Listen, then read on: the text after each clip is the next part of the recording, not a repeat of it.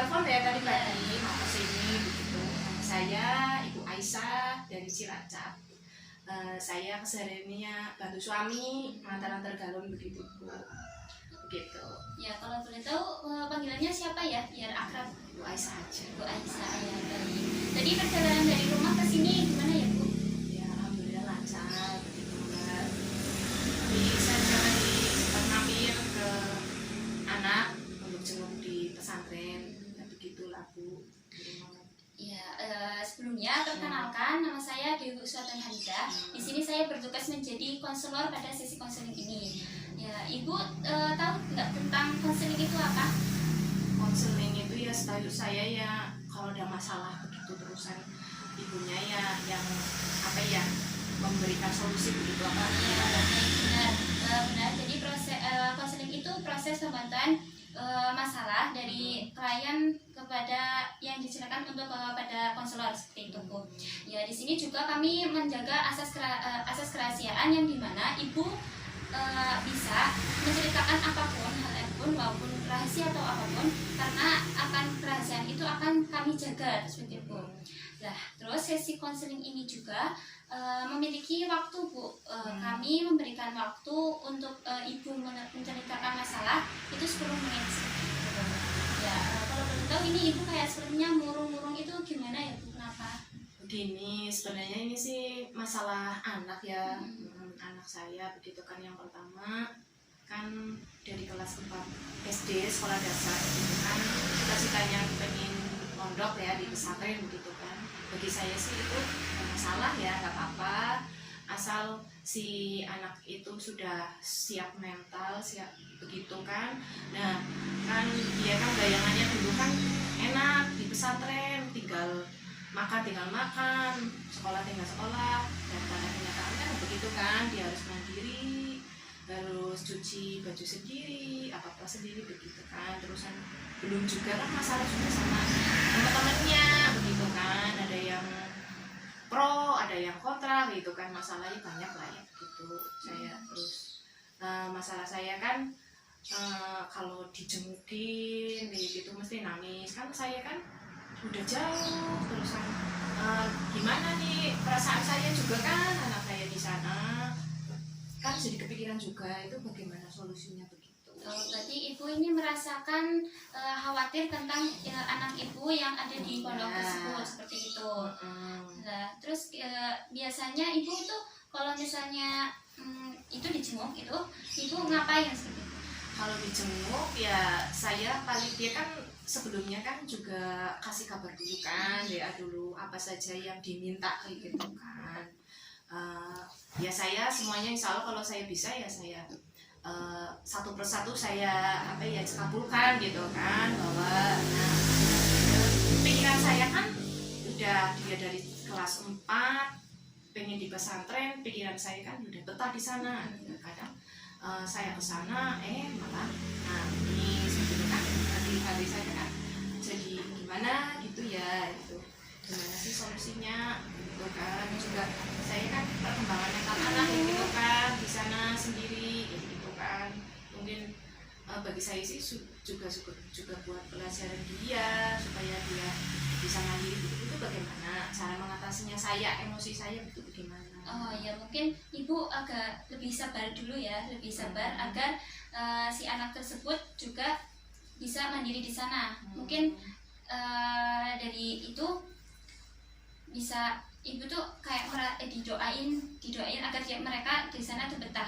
Karena seorang anak dengan seorang ibu itu kayak batinan hati itu kayak terkat juga gitu kan Bu. Kalau misalnya ibu juga kan biasanya ini nggak merasakan bahwa ibu ini kalau misalnya dia lagi sakit, ibu kayak merasa ada perasaan apa seperti itu? Iya, pastinya ya, kerasa kalau dia lagi apa, mungkin sayanya kok tiba-tiba inget banget kayak gitu. Mungkin dia lagi kebenaran dia langsung WA kayak gitu, ada perasaan apa ya, batin apa ya lebih kurang begitu.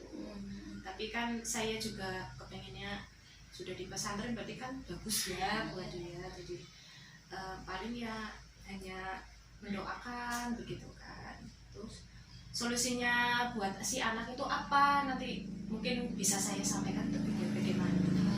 Kalau menurut saya memberi saran sedikit, itu mungkin dari anak tersebut dibicarakan kayak merasa dia tuh harus merasa bodo amat seperti itu, kayak mungkin kayak dia tidak betah tuh ini kan karena masa biasanya tuh teman kan, soalnya kan satu pondok 24 jam itu pasti sudah mengetahui sifat-sifat dari teman-teman tersebut itu kan biasanya beda juga. Nah sekarang anak ini biasanya di rumah itu kan kayak sudah sendiri kayak gitu, terus ketemu anak teman-teman yang nggak tahu sifatnya seperti apa, itu kan jadinya si anak tersebut kayak bingung ngapain gitu. Nah mungkin bisa diatur bahwa si anak tersebut tuh harus merasa bodo amat tentang di sekitarnya seperti itu. Itu teman juga ya pernah curhat kayak gitu, teman ada yang ini itu juga kan kayak gitu, tapi ya sebisa saya mungkin ya udah biarin lah itu proses supaya di mental dia kayak gitu kan, bersosialisasi sama teman-teman yang beda watak kayak gitu mungkin gitu. Terus doang saya ya Mbak, supaya saya bisa tetap istiqomah menjaga anak saya dan diberi rezeki supaya bisa menyekolahkan anak gitu. Ya, apakah ada ya hal lain yang ingin diceritakan? Hal lain mungkin ya biasa lah ya, kalau masalah lain yang sama tangga kayak gitu ya udahlah, itu juga termasuk cobaan atau ujian dari Allah ya, mungkin beda-beda kayak gitu ya. Yang penting ini fokus ke anak dulu. Ya mungkin hal lain itu apa ya? Hal lain si apa? Oh iya, gini, masalah rumah tangga begitu kan, dulu suami saya kan keluar gitu kan, pekerjaannya di luar begitu kan, sekarang di rumah begitu.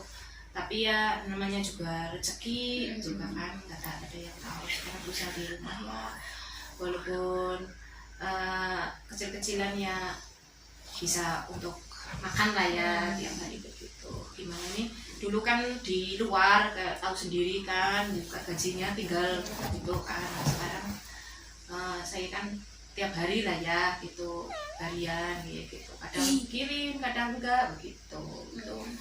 Bagaimana menyikapinya yang dulu segitu sekarang segini itu bagaimana? Ibu berarti merasa bagaimana cara mengatur agar keuangan tersebut itu berjalan lancar gitu. Iya ya begitulah. Ya, berarti mungkin dari seperti itu mungkin ibu lebih gini ya, lebih mengatur lagi tentang schedule gitu, membuat schedule gitu Bu, kayak bagaimana itu kebutuhan atau itu keinginan gitu. Jadi kita tuh membuat apa yang kebutuhan, apa yang keinginan gitu. Ibu list apa sih yang diingin, apa sih yang kebutuhan ibu inginkan gitu. Pokoknya itu yang mendesak, itu pasti yang mendesak itu ibu harus yang penting-penting begitu. Yang penting-penting itu harus dirancang dulu. Terus kalau misalnya uangnya masih ada, yang keinginan yang tidak penting-penting itu boleh. Kalau belum ada, ya mungkin hanya seperti itu. Insya Allah sih begitu Mbak. Sebisa mungkin lah ya, untuk yang penting anak lah ya, untuk sekolah dulu begitu, jangan sampai kurang begitu. Ya alhamdulillah sih, yang namanya rezeki juga ada rezeki. Terima kasih Mbak. Solusinya nanti kalau saya nengokin anak, insya Allah saya beri nasihat begitu, jangan sampai menyerah begitu. Ya, mungkin sesi konseling ini sudah dicukupkan ya Bu. Bagaimana rasa Ibu tentang konseling ini? Ya, alhamdulillah sih sudah lumayan plong ya Bu, itu solusinya. Terima kasih juga, mungkin nanti saya akan praktekkan juga begitu. Ya sama-sama Bu. Lain kali kalau misalnya Ibu membutuhkan sesi konseling lagi, mungkin boleh datang ke sini lain waktu atau mampir atau bagaimana gitu Bu. Ya, makasih ya Mbak. Kalau ada masalah bisa lewat via WA online gitu. Ya, kalau janjian waktunya. Ya, terima kasih Bu. Terima kasih ya Mbak. Makasih ya Mbak. Ya, hati-hati di jalan ya Bu. Assalamualaikum. Salam. Bu.